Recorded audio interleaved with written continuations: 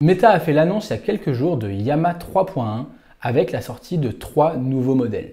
On a le modèle 405, 70 et 8, c'est-à-dire 405 milliards de paramètres et pareil pour les autres modèles.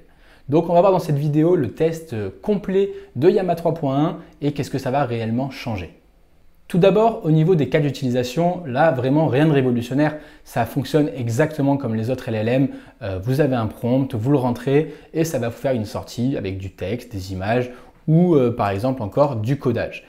Donc c'est pareil, mais la grosse spécificité c'est qu'on est sur un modèle 405 en open source. 405 milliards de paramètres, c'est l'équivalent d'OpenAI et ça c'est vraiment quelque chose d'ultra fort parce que tout le monde y a accès et vous pouvez déployer ça. Évidemment, vous ne pourrez pas déployer le 405 sur du local, on va plutôt être sur du 8 milliards de paramètres, ce qui est déjà très bien. Et on va voir également pourquoi le 8 milliards fait plus que l'affaire. 8 milliards de paramètres, au final, c'est l'équivalent de ChatGPT 4o mini. Donc le 8B, c'est vraiment le modèle concurrent de GPT-4o mini et on va voir que les performances sont très bonnes. Alors, en plus d'être open source, la grosse spécificité de Llama, c'est qu'on peut fine-tuner le modèle. Qu'est-ce que ça signifie fine-tuner le modèle? Ça veut dire qu'on va prendre un modèle, donc Llama 3.1 en l'occurrence, qui est pré-entraîné et on va pouvoir lui donner des nouvelles données qui sont bien spécifiques pour une tâche précise et lui faire apprendre par rapport à ça. Ça, c'est la grosse différence par rapport à OpenAI qui, de base, ne propose pas de modèle fine-tuné. On ne peut pas fine-tuner les modèles directement dans OpenAI. Même si récemment, du coup il y a 3 jours, pour un peu contrer cette nouvelle sortie de Llama 3.1, ils ont annoncé la sortie de GPT-4o mini qui peut maintenant être fine-tuné. Dans le Playground, on peut directement fine-tuner le modèle, ce qui est une excellente nouvelle parce qu'on va pouvoir faire beaucoup plus de cas d'utilisation. Moi déjà, j'étais très emballé par la sortie de GPT-4o mini pour la création de chatbots, de personal chatbots. J'ai fait une vidéo sur le sujet avec mon clone IA qui va me coûter beaucoup moins cher grâce à GPT-4o mini et de pouvoir l'entraîner sur des données, ça apporte vraiment une plus-value énorme et je vais pouvoir vraiment fine-tuner donc le modèle et pouvoir avoir un clone très réaliste. Au niveau des benchmarks, je ne vais pas trop rentrer dans les détails, les benchmarks c'est vraiment toutes les notations un peu comme le QI d'une intelligence artificielle, d'un LLM et du coup vous avez toutes les données que vous pouvez retrouver directement sur la page d'accueil de Meta. Mais je vais quand même vous présenter les points les plus importants, notamment avec LinkedIn, avec le compte de Olivier Ihaat. Olivier Ihaat, c'est un compte sur LinkedIn qui décrypte l'IA et qui essaie de vulgariser avec sa série de carousels l'IA expliquée à mon fils. Et j'ai trouvé son carrousel très bien parce qu'en fait, on ne va pas s'intéresser à toutes les données qui ne nous intéressent pas et on va directement prendre les données les plus pertinentes.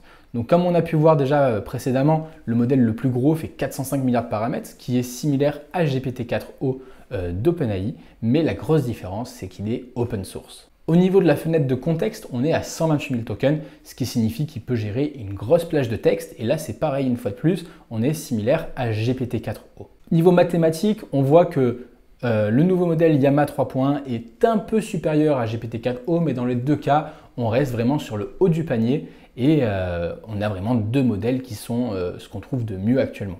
Une fois de plus, les scores sont très élevés pour tout ce qui est raisonnement, avec des scores très comparables entre GPT-4o et Llama 3.1.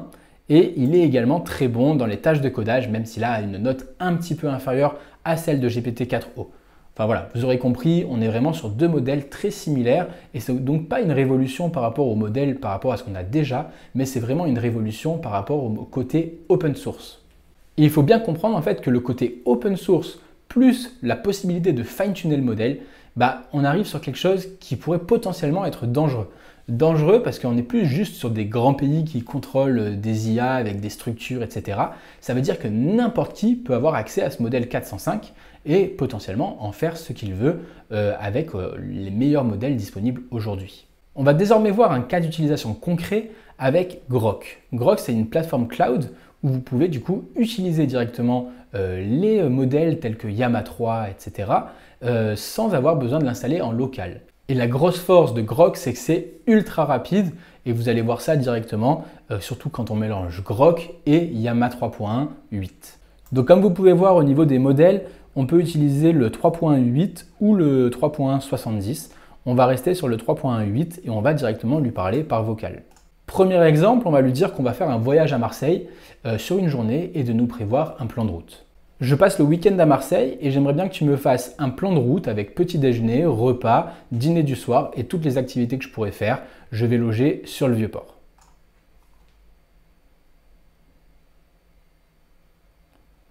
Et là, comme vous voyez, c'est ultra rapide au niveau de la sortie et on va pouvoir faire un deuxième test derrière. Je trouve ça un peu trop compliqué, mets-moi ça sous forme de tableau. Et voilà, et en une seconde, on a eu un tableau complet qui nous récapitule toute l'activité qu'on va pouvoir faire sur la journée. On peut également aller plus loin, on peut lui demander de faire du code. J'aimerais bien que tu me donnes le code en Python pour le jeu Snake.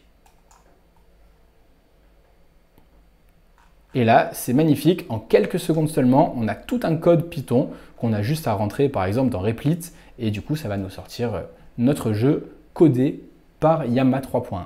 Donc là, comme vous pouvez voir, la rapidité, elle est phénoménale.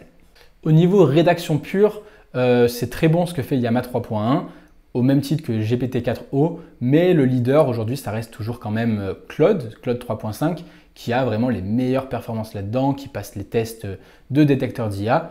Donc vraiment, à ce niveau-là, pareil, pas de révolution majeure. Sur X, il y a eu pas mal de mouvements depuis l'annonce de Yama 3.1 et on a plusieurs cas d'utilisation qui ont été assez bluffants. Donc le premier, c'est directement Mark Zuckerberg qui utilise Yama 3.1 dans son application Meta et qui va, à partir de photos de lui, faire des face swaps quasiment instantanés. Donc tout simplement, la première étape, il se prend en photo et puis ensuite, il va pouvoir communiquer avec un chatbot qui va pouvoir faire du face swap de ses photos. Donc là, par exemple, il lui demande de l'imaginer en tant que gladiateur et voilà, quelques secondes après, le résultat. Ensuite, il va lui demander de le faire en train de porter une chaîne en or. Et là, voilà le résultat. Et franchement, le visage est bluffant. On reconnaît vraiment la photo qui a été prise. Et c'est vraiment très rapide avec juste une photo où il se met sur le côté droit et sur le côté gauche. Deuxième cas d'utilisation, une personne qui a transformé son téléphone en assistant vocal alimenté par Yama 3.1 à l'aide de l'API de Grok. Et regardez, franchement, c'est bluffant à quel point ça va vite. What is the capital of Spain and what can I do there?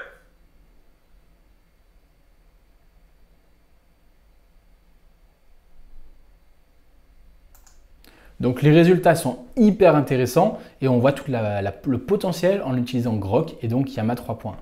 Ensuite, on a Shubham qui va vous apprendre directement à créer une API comme OpenAI avec Yama 3.1 et qu'on peut le déployer directement en local sur notre ordinateur en seulement 2 minutes. Et ce qu'il précise ici, c'est que c'est logiquement 100% gratuit et même pas besoin d'utiliser Internet. Donc vraiment, le potentiel d'utilisation est incroyable et c'est vraiment une révolution à ce niveau-là. Dernier cas d'utilisation que j'ai trouvé hyper intéressant, c'est en fait de faire évoluer des images directement avec un prompt. C'est-à-dire qu'il part d'une image de base et en modifiant le prompt, ça va directement modifier son image. Par exemple, faire bouger le bras, faire bouger le fond, etc. Et tout est fait en automatique juste en modifiant le prompt et on voit l'évolution petit à petit. Ce qui peut être ultra pratique pour faire du prompt engineering d'images pour avoir le meilleur rendu possible à la fin. Désormais, comment faire pour l'utiliser ? Donc déjà, vous pouvez le déployer en local si vous avez un ordinateur assez puissant. Sinon, on pourra prochainement utiliser Meta AI. Pour l'instant, ce n'est pas encore disponible en Europe, mais il y a quand même plusieurs façons d'utiliser du coup Yama 3.1. Vous pouvez utiliser le chatbot Po, donc où vous voyez que vous avez bien accès au 3.1.405. Là, moi, je suis sur la version gratuite parce que je n'ai pas l'abonnement de Po qui coûte le même prix que ChatGPT, mais en tout cas, vous pouvez très bien l'utiliser par ici. Vous pouvez également l'utiliser directement avec Grok, comme on a déjà pu voir tout à l'heure en mode test, ou passer par le Playground, où il faudra évidemment payer. Et vous pouvez également l'utiliser sur Claude 3.5, qui propose dans son mode pro d'utiliser Yama 3.1. Donc voilà au niveau de ce Yama 3.1 qui change quand même pas mal de choses, surtout par son utilisation open source. N'hésitez pas si vous avez des questions. Je vous dis à très vite, c'était Romain. Ciao!